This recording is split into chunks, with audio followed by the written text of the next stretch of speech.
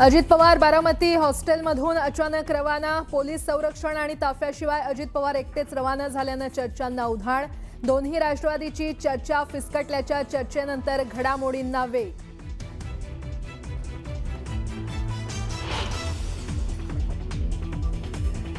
जागा वाटप जाहीर होण्यापूर्वीच ठाण्यात भाजपकडून प्रचाराला सुरुवात। ठाण्यात 16 ठिकाणी भाजपची बॅनरबाजी। नमो भारत नमो ठाणे शीर्षकाखाली लावण्यात आलेल्या बॅनर्सची चर्चा।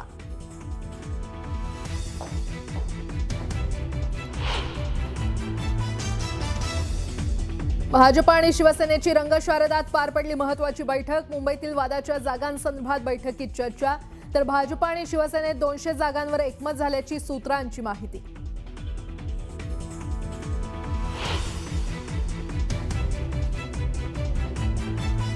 मुख्यमंत्री देवेंद्र फडणवीस आज आणि उद्या नागपुरात। मुंबई महापालिकेसाठी महायुतीचं जागा वाटप 2 दिवस लांबणीवर पडण्याची शक्यता।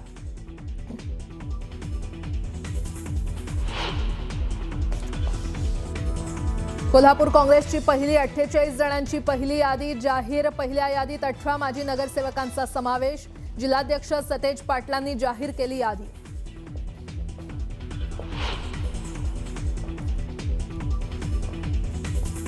ठाणे आणि केडीएमसीतील युतीसंदर्भात भाजप आणि शिवसेनेची पहाटे 4 पर्यंत खलबत। जागा वाटपावरून बैठकीत जोरदार रस्सीखेच झाल्याची माहिती।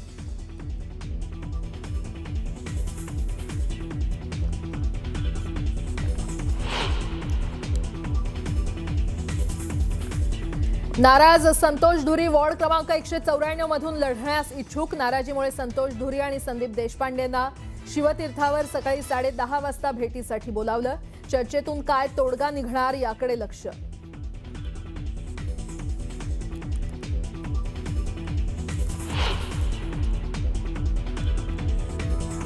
आणि खोपोलीतील नगरसेविका मानसी काळोख यांच्या पतीच्या हत्येनंतर तणावाची परिस्थिती। राष्ट्रवादीचे जिल्हाध्यक्ष सुधाकर घारेंवर हत्येप्रकरणी आरोप, मात्र घारेंनी आरोप फेटाळले।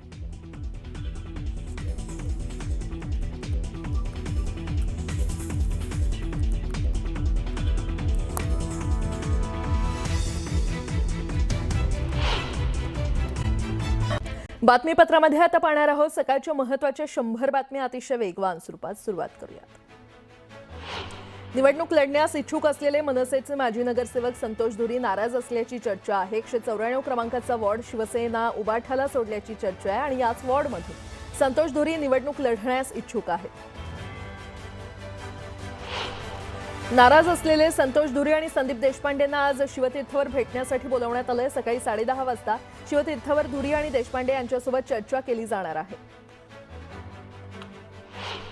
काही लोक युतीमध्ये खडा टाकण्याचं काम करतायत, मात्र कल्याण डोंबिवली महापालिकेत युतीचाच महापौर बसणार असा विश्वास श्रीकांत शिंदे यांनी व्यक्त केलाय। काही लोक मराठी बोलून एकत्र येत आहेत, पण मराठी माणसासाठी तुम्ही काय केलं असा सवाल विचारत त्यांनी ठाकरे बंधूंवर निशाणा साधलाय।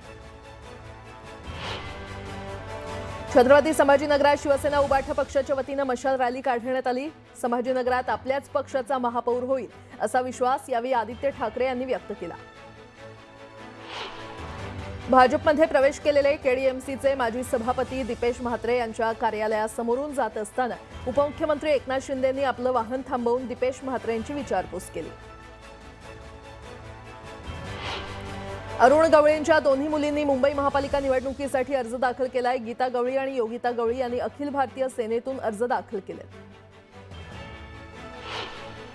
जोगेश्वरी पश्चिम येथील माजी नगरसेवक चंगेज मुलतानी यांनी त्यांच्या सहकाऱ्यांसह शिवसेना उबाठा पक्षात पक्षप्रवेश केला। उद्धव ठाकरेंच्या उपस्थितीमध्ये हा पक्षप्रवेश पार पडला। यावेळी मोठ्या संख्येनं पदाधिकारी आणि शिवसैनिक उपस्थित होते। ठाण्यात युतीबाबत अद्याप संभ्रम आहे। युतीच्या 2 बैठका झाल्या, त्याच्यातून फारसं काय निष्पन्न झालेलं नाहीये। डेडलाईन उद्याची दिली आहे। युतीसह किंवा युतीविना दोन्हीसाठी भाजप तयार असल्याची भूमिका आमदार संजय केळकर यांनी मांडली। नवी मुंबई महापालिकेत निवडणूक प्रक्रियेच्या कामादरम्यान गैरहजर असलेल्या 79 कर्मचाऱ्यांना कारणे दाखवा नोटीस बजावण्यात आली आहे। नियुक्त कर्मचाऱ्यांना नेमणूक पत्र देण्यात आली होती, मात्र काही अधिकारी आणि कर्मचारी निवडणूक कामकाजासाठी गैरहजर राहिल्याचं निदर्शनास आलं। निवडणूक कामकाजामुळे रजा न घेणाऱ्या कामगार, कर्मचारी आणि अधिकाऱ्यांना आर्थिक मोबदला द्यावा किंवा या रजांची सवलत पुढे 3 महिन्यांमध्ये द्यावी अशी मागणी महापालिका कामगार सेनेच्या वतीनं करण्यात आली आहे। याबाबतचं पत्र आयुक्तांना देण्यात आलंय। दिवंगत आमदार भारत भालके यांचे पुत्र भगीरथ भालके शिंदेंच्या शिवसेनेमध्ये जाण्याची शक्यता आहे। भगीरथ भालके यांनी नुकतीच आरोग्यमंत्री तानाजी सावंत यांची भेट घेतली आणि त्यामुळे भालके लवकरच शिवसेनेमध्ये प्रवेश करतील अशी शक्यता आहे। अमरावतीमध्ये महायुतीमध्ये जागावाटपाचा पेच कायम आहे। या संदर्भात भाजपच्या कोर कमिटीसोबत संजय राठोड, अभिजित अडसूळ यांची बैठक होते। शिवसेनेनं 20 ते 25 जागांचा प्रस्ताव दिल्याची माहिती मिळते। भिवंडीमध्ये ठाकरेंची शिवसेना आणि मनसे एकत्रित निवडणुकीला सामोरे जाणार आहे। या संदर्भात ठाकरेंच्या शिवसेनेकडून 70 ते 80 तर मनसेकडून 10 उमेदवार रिंगणात उतरण्याची शक्यता आहे। आता एक मोठी बातमी, खोपोलीमध्ये नगरसेविका मानसी काळोखे यांच्या पतीची हत्या करण्यात आली आहे। दरम्यान राष्ट्रवादीचे जिल्हाध्यक्ष सुधाकर घारे यांच्यावर हत्येप्रकरणी आरोप करण्यात आले। ज्यांच्यावर आरोप ठेवण्यात आले त्यात अजित पवार, राष्ट्रवादी काँग्रेसचे जिल्हाध्यक्ष सुधाकर घारे, प्रवक्ते भरत भगत, रवींद्र देवकर, धनेश देवकर, दर्शन देवकर, सचिन चव्हाण, रवींद्र देवकर यांचा बाउन्सर आणि इतर 3 अनोळखी व्यक्तींवर गुन्हा दाखल करण्यात आलाय। सुधाकर घारे, भरत भगत आणि रवींद्र देवकर यांनी खुनाचा कट रचला असल्याचं एफआयआर मध्ये स्पष्ट म्हटलंय। तर आरोपी दर्शन देवकर आणि सचिन चव्हाण यांनी मंगेश यांना पाठलाग करून खाली पाडलं आणि इतर 3 जणांनी तलवार, कोयता आणि कुऱ्हाड यानं वार करून मंगेश काळोखे यांची हत्या केली असा आरोप आहे। निवडणुकीत झालेला पराभव, राजकीय वाद आणि पूर्व वैमनस्यातून हत्या केल्याचा आरोप करण्यात आलाय।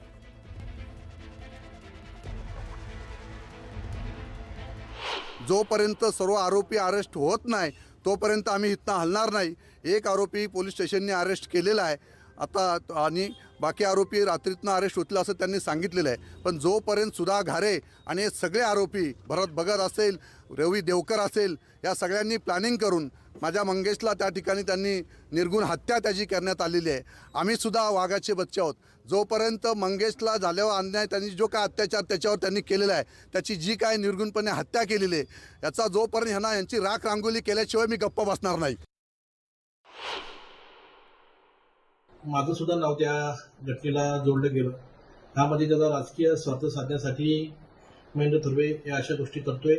मी अगदी मनापासून मी अगदी धार्मिक ठिकाणी आलेलो आहे आणि मी धार्मिक ठिकाणी येऊन मी माझी शपथ घेऊन सांगतोय, माझा या घटनेशी कुठल्याही प्रकारचा संबंध नाही। आणि जो मयत व्यक्ती आहे ज्यांच्यावर आज हत्या झाली आहे तो माझा सख्खा जवळचा नातेवाईक आहे आणि त्या माणसावर जी हत्याचं ऐकून मलाच इतकं वाईट वाटलं। ती घटना बघून माझ्या मनाला एकदम दुःख झालेलं आहे। कालचा जो पराभव जो नगरसेवक पदाचा झाला तो त्यांच्या जिव्हारी लागला आणि त्याच्यामुळे ह्या मंगेशची आमच्या निघून हत्या केलेली आहे। आज जर आपण पाहिलं तर त्यांचे करते करविते इकडे सभा घेऊन गेले, सगळे गेले आणि कालपर्यंत जे काय दुसऱ्यावरती शिंतोडे उडत होते ते आज त्यांच्या कार्यकर्त्यांनी काय केलंय हे पण त्यांनी पाहावं की एका गरीब कुटुंबातल्या आमच्या या कार्यकर्त्याला त्यांनी आयुष्यातून उठवलेलं आहे। आमची पोलीस स्टेशनला, पोलिसांना, आमच्या SP सगळ्यांना विनंती आहे की जे जे आरोपींची नावं ह्याच्यामध्ये झालेली आहेत, आलेली आहेत, ह्यातला कोणी सुट्टा कामा नाही आहे आणि यांना त्वरित अटक होणं गरजेचं आहे। एकूण 5 लोकांनी त्यांना डोक्यावरती मार करून त्यांना जीवे ठार मारलेला आहे।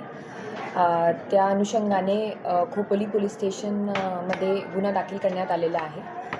त्याच्यात एकूण 6 आरोपींचे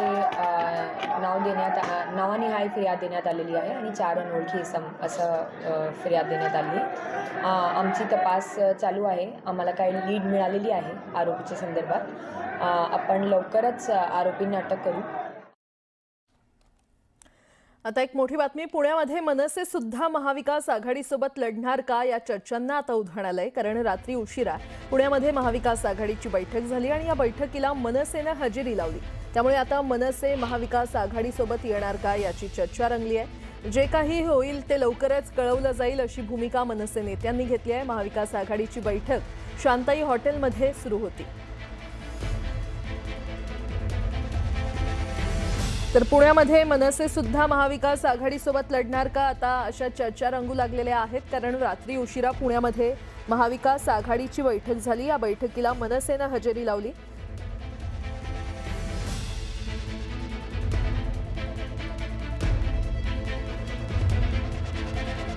पुन्हा एकदा बातम्या पाहणार आहोत वेगवान स्वरूपात. बीडच्या नवनिर्वाचित नगरसेविकेच्या पतीचा उन्माद पाहायला मिळाला. पत्नीच्या विजयी मिरवणुकीत पतीनं नोटा उधळल्या. धनंजय मुंडे यांचे निकटवर्तीय राजा खान यांच्याकडून नोटांची उधळण करण्यात आली. नोटा उधळतानाचा व्हिडिओ सोशल मीडियावर व्हायरल झालाय. नंदुरबारच्या शहादात शहरातील नगराध्यक्ष पदभार स्वीकारताच ॲक्शन मोडवर आलेत. शहरातील कचऱ्याचा प्रश्न तातडीनं मार्गी लावण्याचे आदेश नगराध्यक्षांनी अधिकाऱ्यांना दिलेत. त्यासोबत तयार खताचं तातडीनं वितरण करण्याचे निर्देश देखील त्यांनी दिले. चंद्रपूरच्या पोंभुर्णामध्ये मोफत वाळू वाटप योजनेची अंमलबजावणी झाली. सुधीर मुनगंटीवार यांच्या उपस्थितीमध्ये घरकुल लाभार्थ्यांमध्ये वाळू वाटप सुरू करण्यात आलं. वाशिमच्या कारंजा नगरपरिषदेमध्ये एमआयएमच्या नवनिर्वाचित नगराध्यक्ष आणि नगरसेवकांनी पदभार स्वीकारला. नवनिर्वाचित नगराध्यक्ष फरीदा बानो पूजांनी यांनी पदग्रहण केलं आणि यावेळी मोठ्या संख्येनं कार्यकर्ते उपस्थित होते. वर्ध्याच्या आर्वीमध्ये नगरपरिषद निवडणुकीमध्ये पराभूत झालेल्या भाजपच्या महिला पदाधिकाऱ्यांनी दादाराव केचे यांना भर रस्त्यात अडवत जाब विचारला. याविरोधात व्यापारी प्रतिष्ठाननं बंद पुकारत निषेध नोंदवला. शिल्पकार महाराष्ट्र भूषण राम सुतार यांना श्रद्धांजली वाहण्यासाठी दिल्लीमध्ये श्रद्धांजली सभेचं आयोजन करण्यात आलंय. दुपारी 3 ते 5च्या दरम्यान श्रद्धांजली सभा पार पडणार आहे. मंगळवेढ्याच्या दामाजी कारखान्यावर शेतकऱ्यांनी आंदोलन केलं. उसाला 3,500 रुपये प्रतिटन दर मिळावा या मागणीसाठी शेतकरी आक्रमक झाले. दामाजी कारखान्यानं आपली पहिली उचल अद्याप जाहीर केलेली नाही. हिंगोलीच्या कळमनुरी शहरातील दारू विक्रीच्या मुद्द्यावरून स्थानिक महिला आक्रमक झाल्या. महिलांनी मद्य विक्रीचं दुकान तातडीनं बंद करण्याची मागणी केली.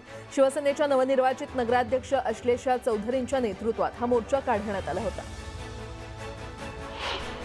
चोपड्यात हिंदुत्ववादी संघटनेच्या वतीनं बांगलादेशचा निषेध नोंदवण्यात आला. बांगलादेशातील हिंदू बांधवांना संरक्षण द्यावं अशी मागणी यावेळी करण्यात आली.